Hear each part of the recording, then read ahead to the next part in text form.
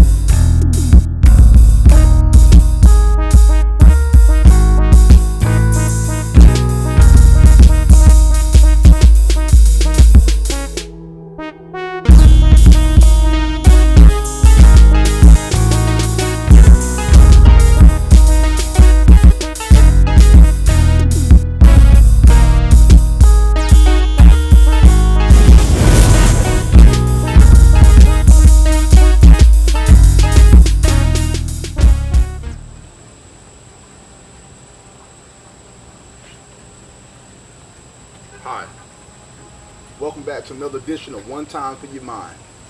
I'm your host, the International Tate Incorporated, and today's subject is Sigma 6. But before we get into it, I want to give a very special shout out to Big Shots Photography. This episode is also sponsored by Green Diamond Rooster Food Products, Mama Sugar Shack, and a very, very special thanks to Team Tate America and Team Tate Canada. Don't be history, become history, and division, not division. You can catch these two websites out online at www.teamtateamerica.com and www.teamtatecanada.com. So what exactly is Sigma 6? The number 6 translates literally to the word man. And Sigma, if you look it up in the Hebrew dictionary, translates to the word slave. So if you got Sigma 6, you got man, slave. So if anybody says I'm part of the Sigma 6 team, maybe at work you have a Sigma 6, which is designed for lean manufacturing or something like that, something on the surface. Remember now, everything always has two meanings. I want to talk about some very serious things that's going on in the country right now, at least on the surface. But these things are been going on and should have been brought to the surface a long time ago. Sort of like these things in the water right here. You can't see them, but if you look over the guardrail, you'll see things floating in the water, and they have various purposes. The thing I want to focus on is actually Native Americans.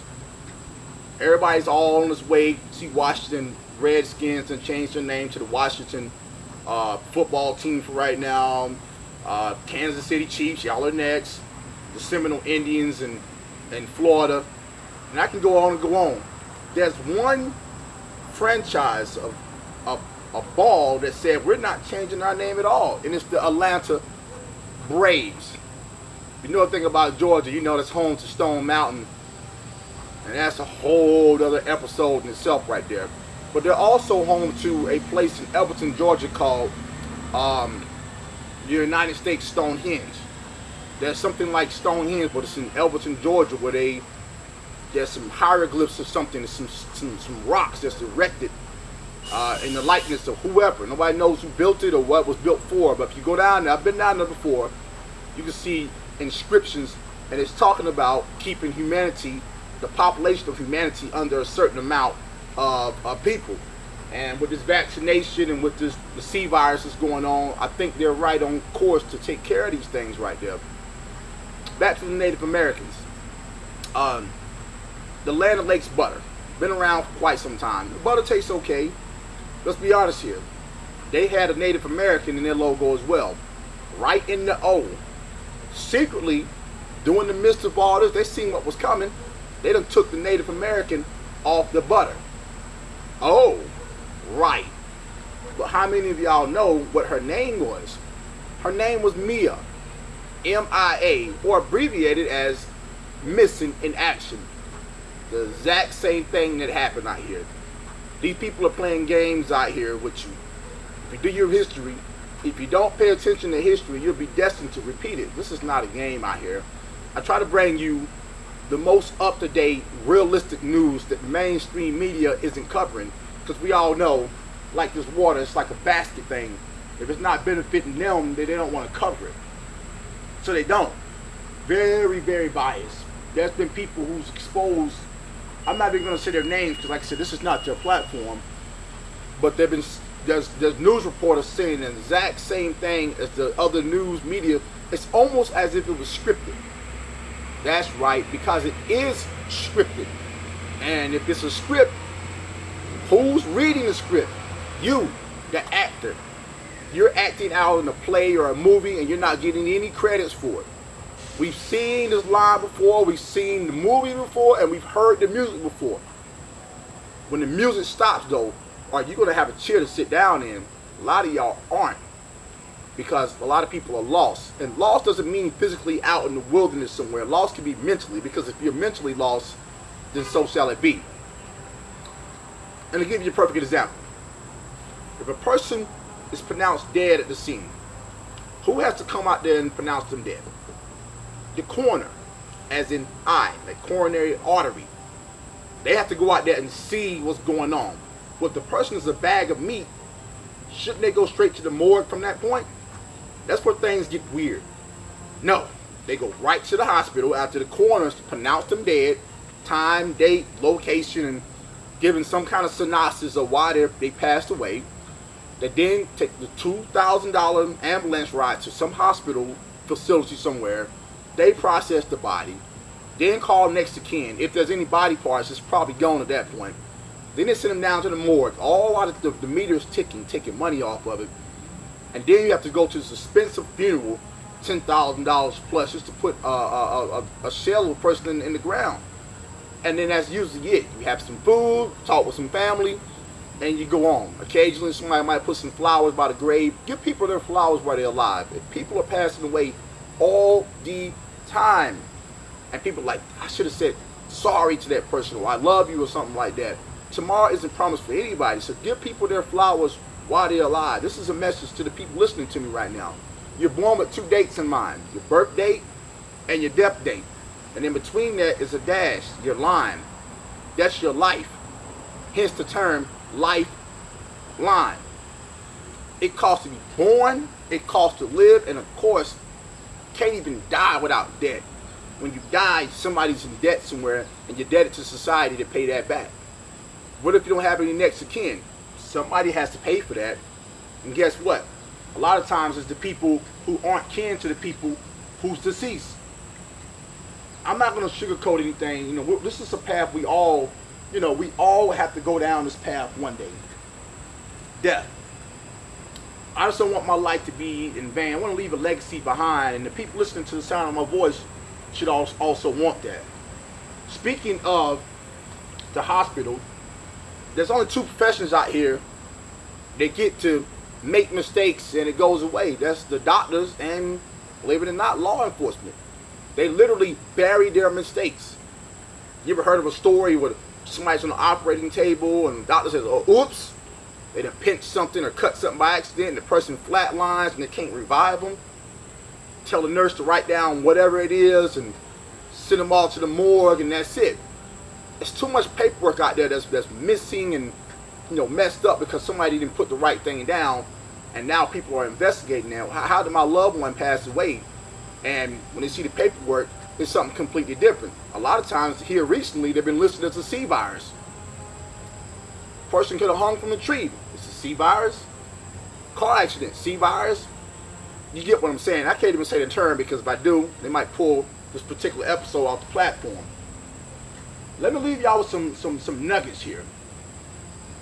The mind is a very, very terrible thing to waste. We've heard that before. And speaking of that, you've seen Get Out. That ideal had to come from somewhere. Taking people's minds and putting it in healthy bodies. There's a lot of people in the media here recently that we're questioning about. We're praying for you, sister and brother. You know who you are out there. But if you look at the signs and the posts they're putting up, if you do your research and encrypt it and decrypt it, you'll see there's a lot of hidden messages in there. Sort of like, help me.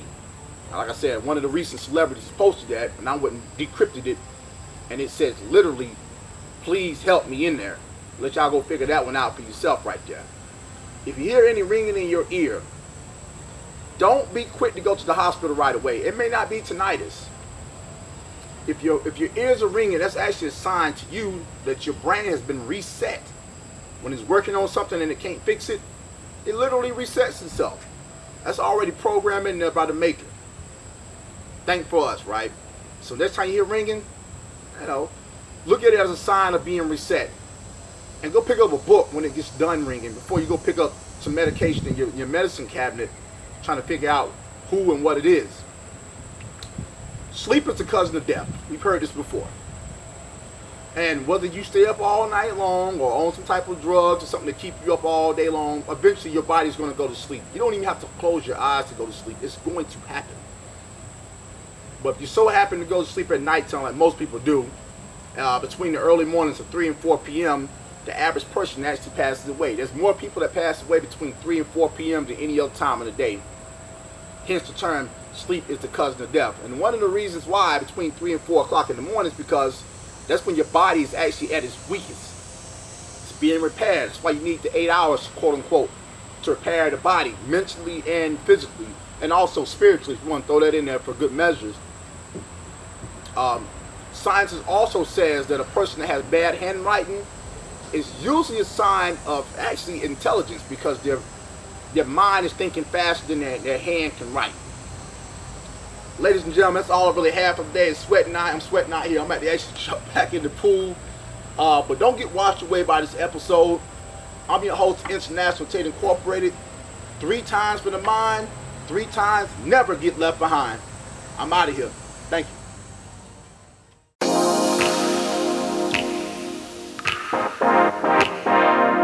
I hope you've enjoyed this beautiful episode of Season 3. One time.